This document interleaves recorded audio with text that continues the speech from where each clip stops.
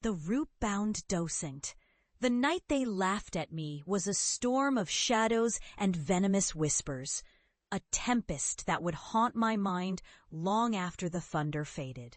My family gathered in the living room, all eager eyes and mocking smiles as I shared my accession, the unnerving, flesh-like growths that pulsed beneath the bark of ancient trees, the whispers of the wind that seemed to carry secrets. "You've lost your marbles, haven't you?" my brother sneered. The words twisted with the satisfaction of a cruel jest. "Next, you'll tell us the trees are plotting against us." I remember the chill of that moment, the way the laughter felt like a blade carving through the layers of my soul. I was a botanist turned pariah, expelled from my job as a botanical tour guide for warning visitors about the horrors lurking in the park. My warnings were dismissed as paranoia, rural superstition, delusions, they said. My mother's eyes had dripped with disappointment, and my father's scorn was palpable, his silence a weight I could not bear. I was their disgrace, their cautionary tale, a broken branch amidst a forest of thriving blooms. Years blurred into an obsessive descent, the laughter echoing in my ears like the cacophony of cawing crows. I plunged into the underbelly of botany, seeking the truths that lay hidden beneath. I presented my findings at a conference, my voice a steady pulse amidst the gasps of disbelief. The world had shifted.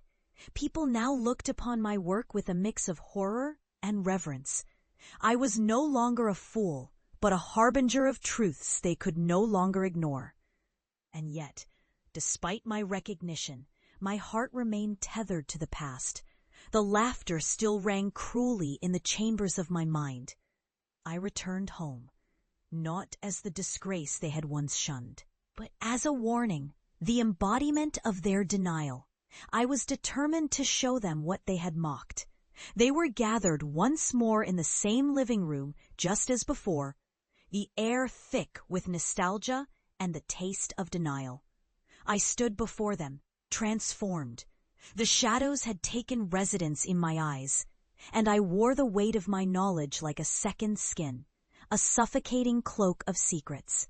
"You need to know," I began, my voice trembling with an urgency they had never afforded me.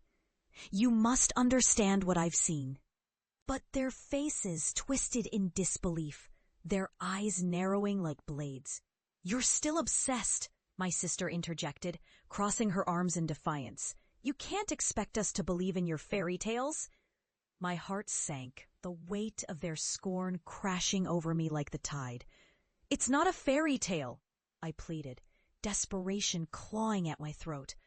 "I've documented the hauntings, the trees that whisper, that consume life. It's real, and it's coming for you."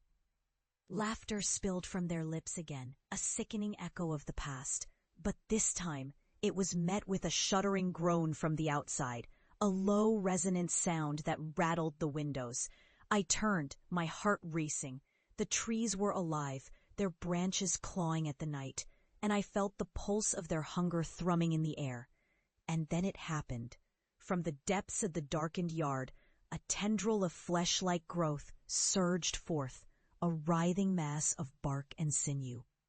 It slithered across the ground, reaching for the house, its grotesque form illuminated by the flickering light of the street lamp. I watched as the laughter froze, transforming into gasps of horror. Their disbelief shattered like glass, cutting into the fragile fabric of their reality. "Look!" I screamed, pointing at the grotesque tendril that now coiled around the porch. "You mocked me for warning you, and now—" The horror twisted and grew, a living testament to my warnings. And I felt a strange satisfaction rise within me. I had survived the darkness. I had faced the very terrors that they had dismissed. I was the root-bound docent, the keeper of botanical horrors, and they were about to witness the consequences of their scorn.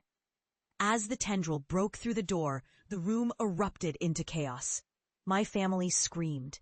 their voices rising in pitch as the very trees they had scorned now reached for them like grasping hands, hungry and insatiable. I stood still, my heart both heavy and light, knowing that this was their reckoning. When the chaos subsided, I found myself alone in the room, the shadows wrapping around me like a dark embrace. The laughter was gone, replaced by the echoes of their final pleas. I had been vindicated, not by the accolades or recognition, but by the haunting truth that they could no longer deny. I stepped outside, the cool night air brushing against my skin. The tendril slithered back into the darkness of the woods, leaving only silence in its wake.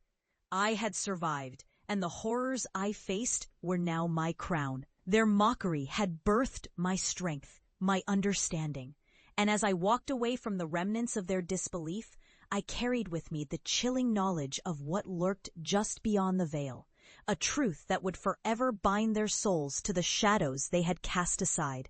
The trees whispered around me, their voices entwined with the wind, a symphony of dark knowledge and haunting beauty. I had become what the world feared, and I would wear it like armor, a reminder of the price of ignorance.